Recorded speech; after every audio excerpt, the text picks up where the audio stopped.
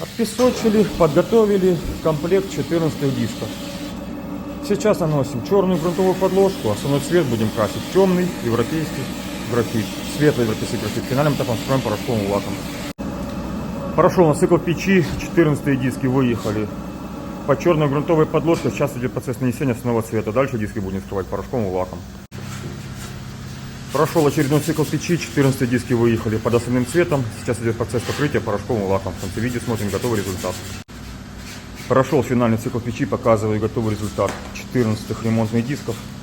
В основном цвете светлый европейский графит. Все получилось хорошо, подписываемся на наш канал.